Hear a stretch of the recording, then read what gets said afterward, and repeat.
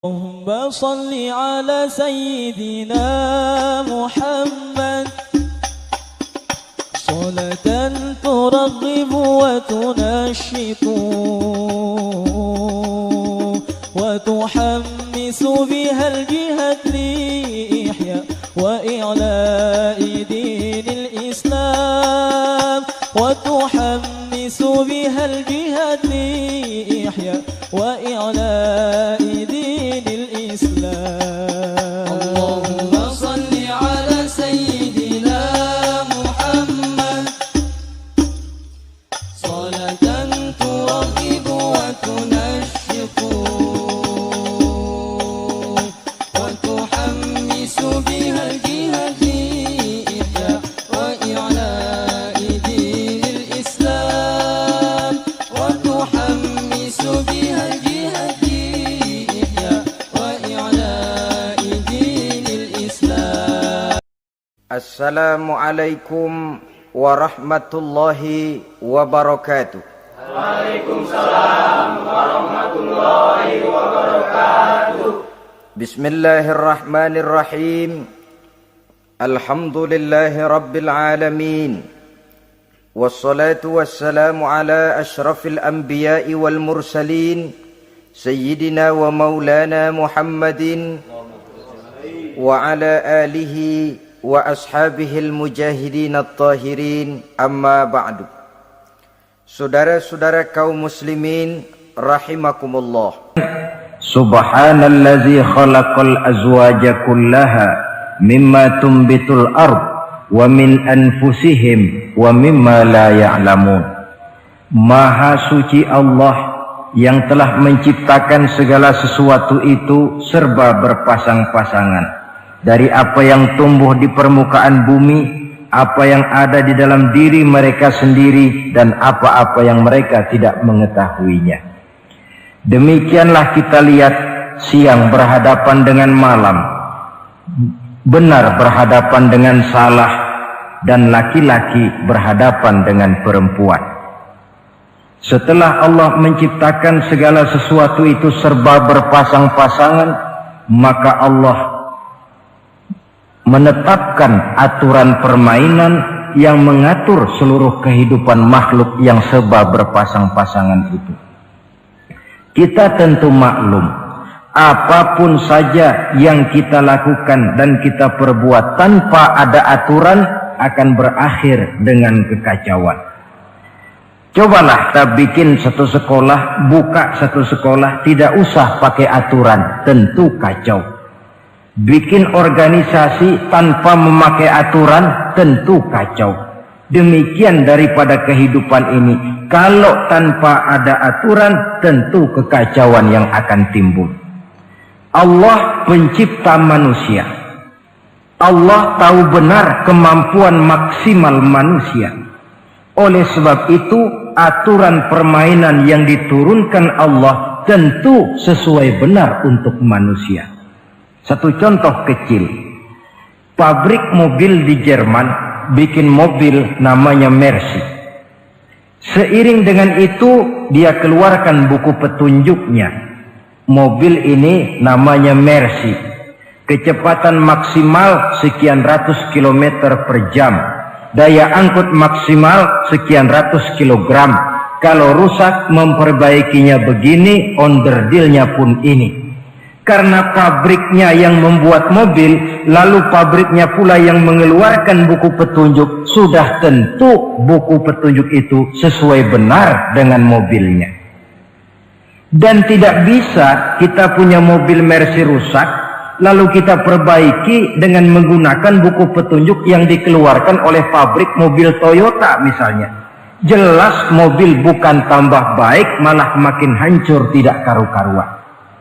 Kalau manusia menginginkan satu hidup yang baik, tidak ada pilihan lain, dia harus memakai aturan yang diturunkan oleh yang bikin manusia.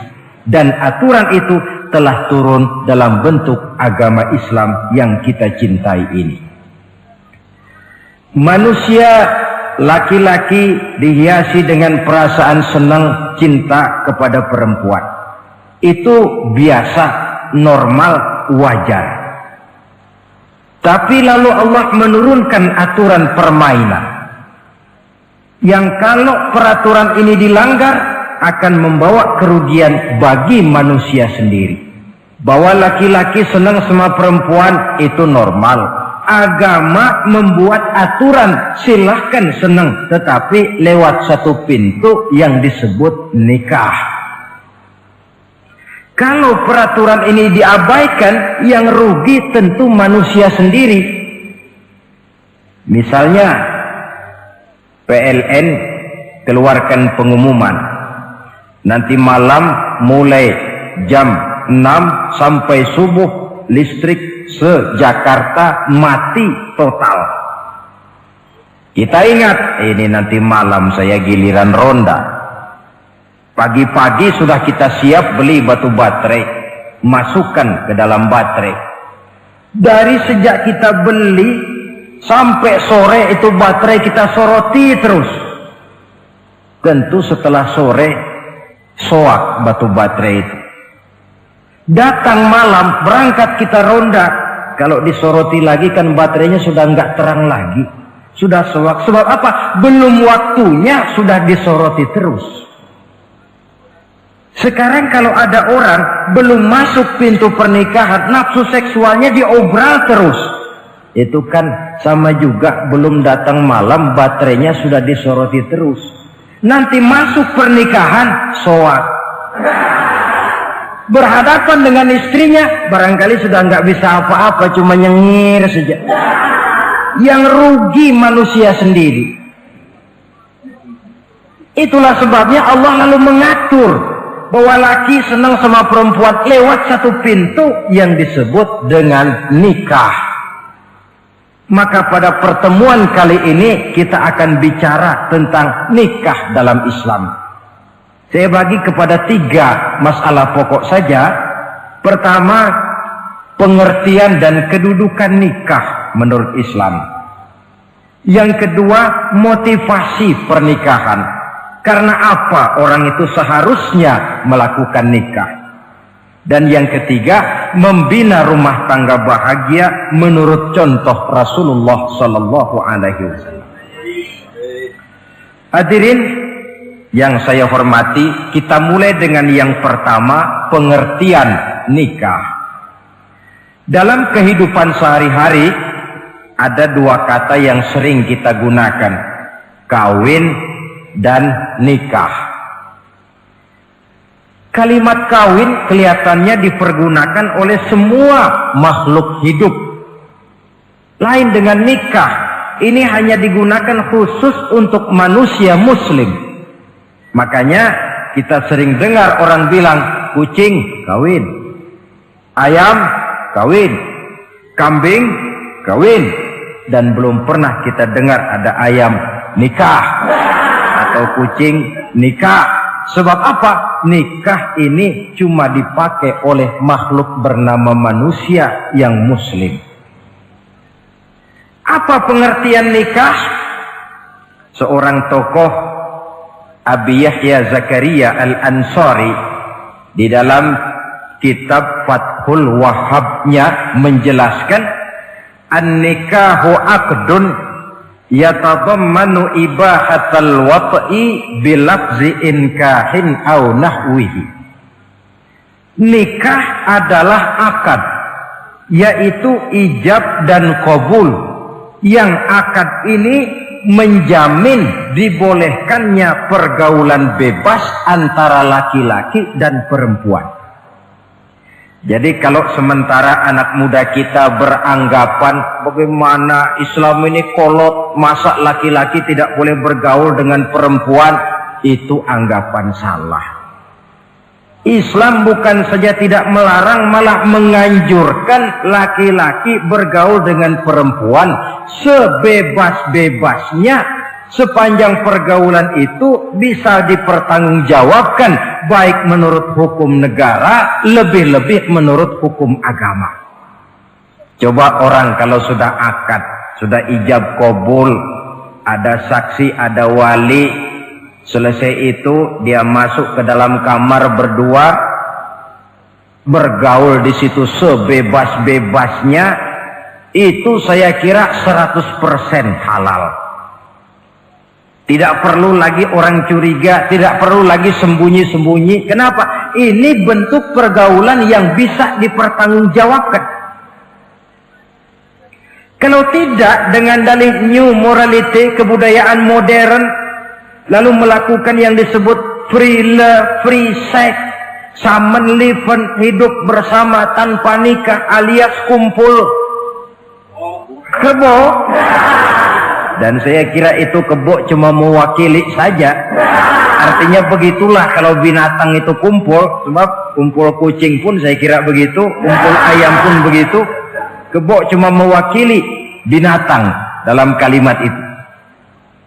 Tengoklah berapa banyak sudah bayi-bayi yang lahir ke dunia ini tanpa tahu kemana dia harus memanggil bapak. Berapa banyak gadis-gadis bergelimpangan jadi korban dari orang-orang yang tidak bertanggung jawab. Itu semua merupakan ironi.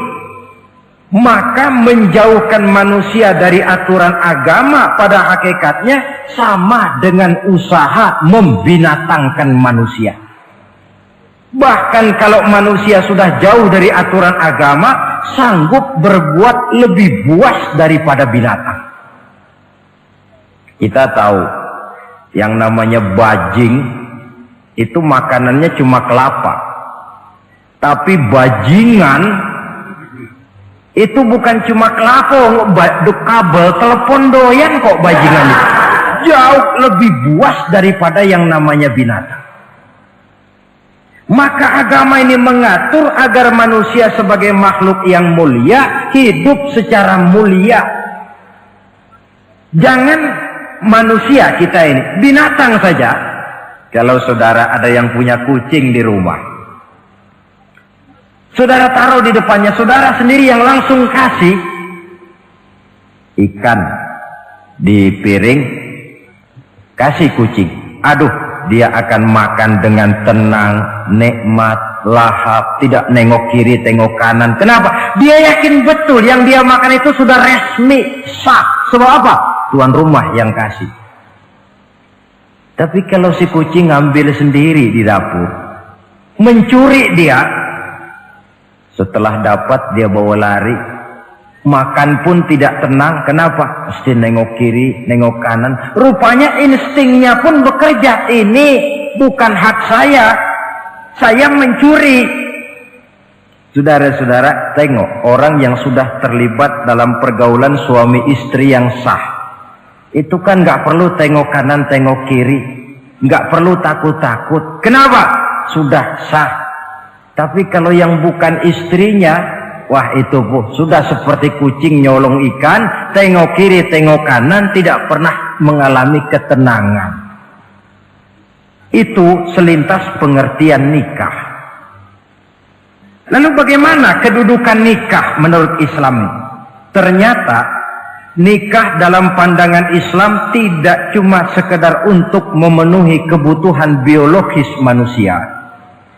Tidak cuma sekedar untuk memperkembangbiakkan keturunan, tidak cuma sekedar untuk mendapat ketenangan hidup.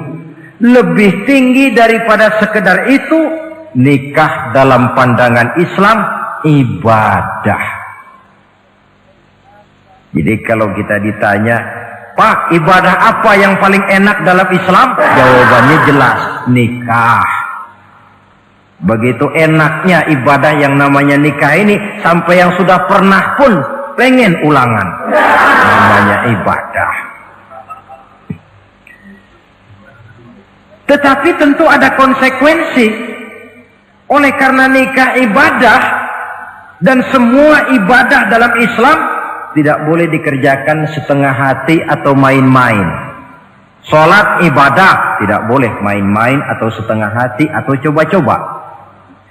Puasa ibadah, tidak boleh main-main, setengah hati atau coba-coba. Dan oleh karena nikah pun ibadah, punya nilai sakral, juga tidak boleh main-main, setengah hati atau coba-coba. Dus nikah eksperimen tidak dikenal dalam Islam. Mas, saya dengar sampean sudah nikah ya? Iya mas, saya cuma nyoba saja kok ini kok. Kalau enak terus, enggak ya bubar. Ini tidak ada. nikah eksperimen? Sebab dia punya nilai sakral yang bermotifkan ibadah.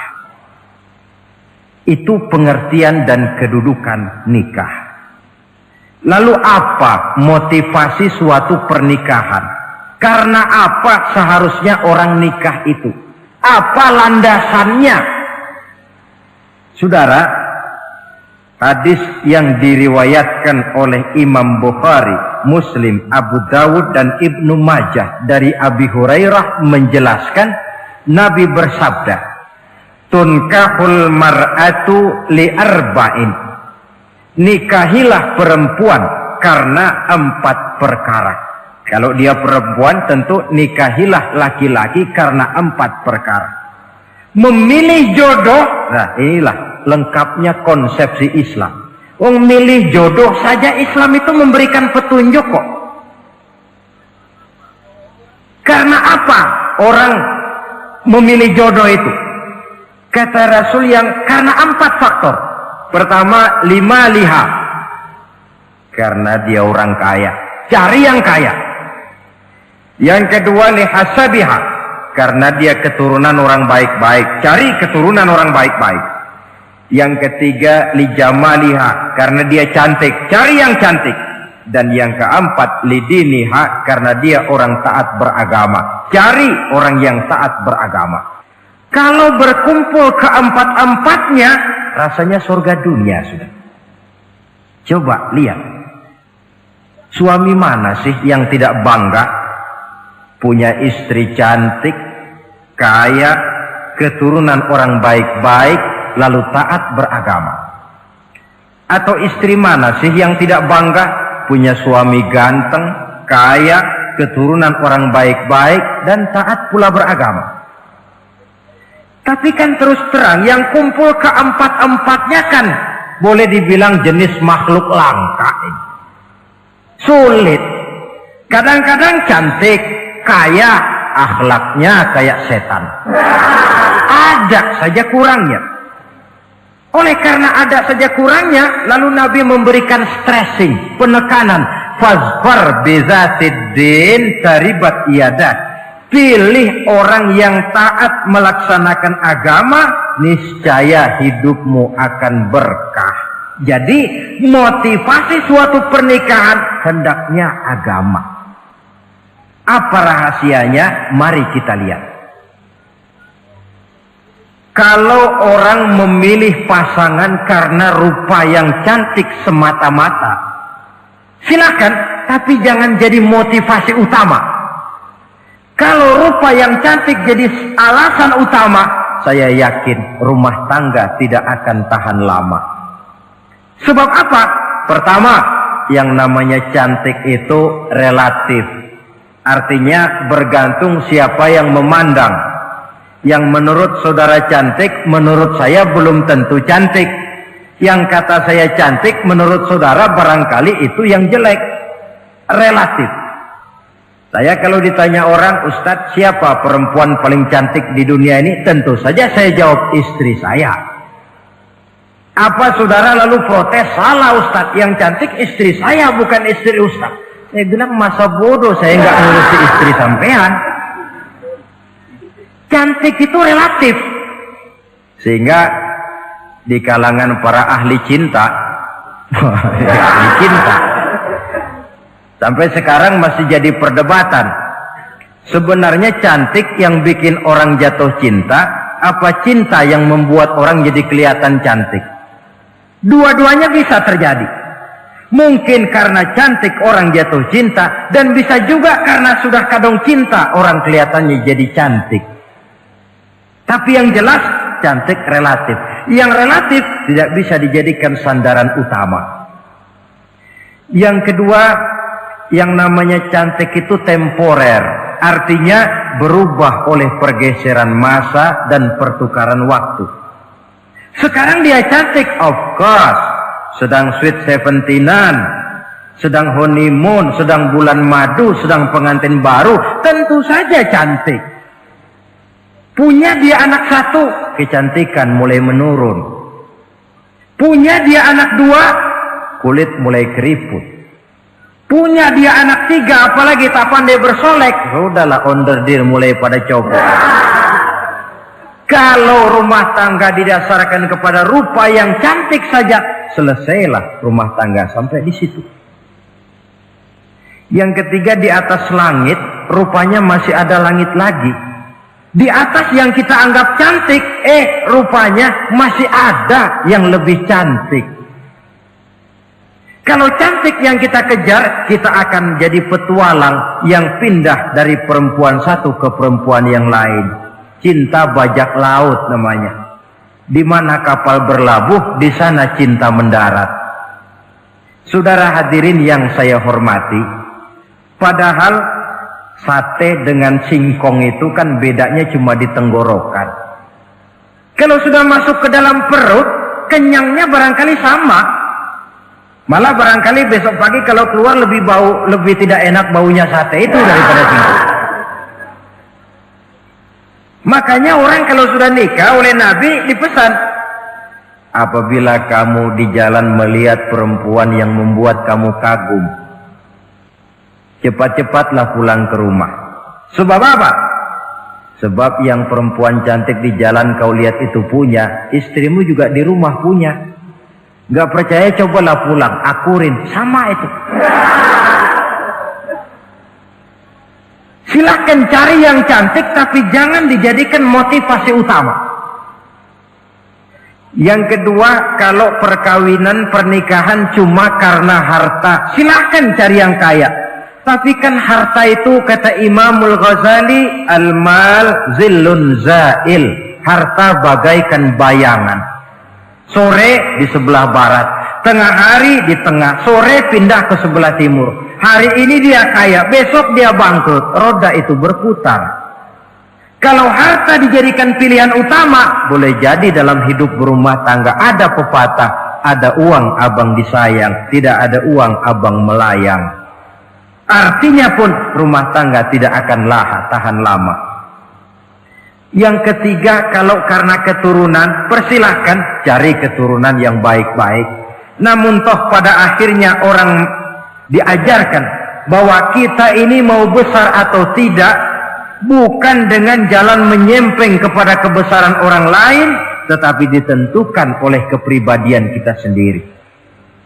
Sekarang kalau karena agama, Nabi berikan penekanan fazfar bizatid din taribat yadak. Pilih orang yang taat beragama, niscaya hidupmu akan beruntung. Apa rahasianya?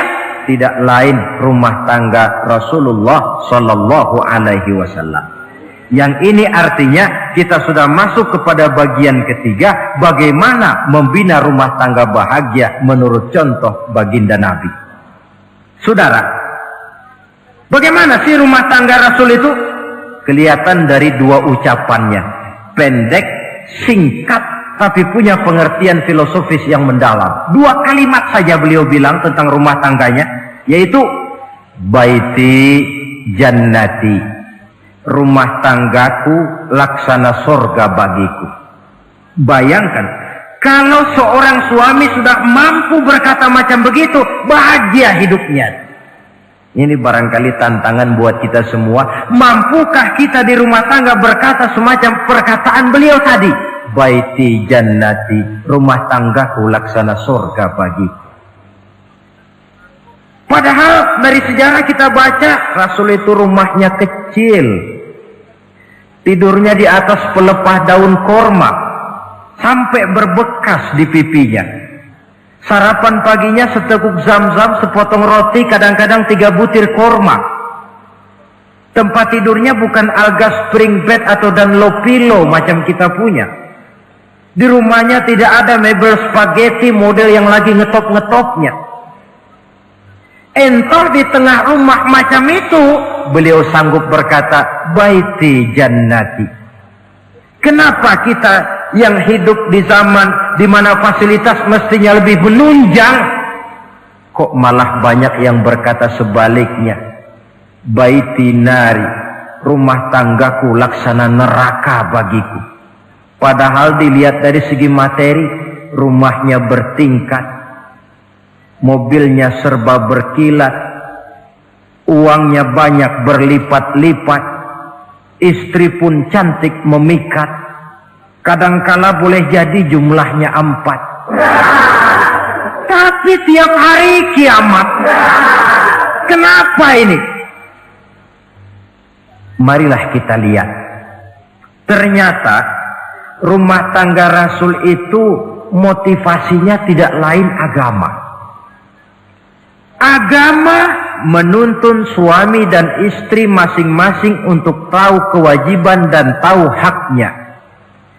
Kalau kewajiban sudah dilaksanakan, lalu hak diberikan, akan timbul pengertian, understanding.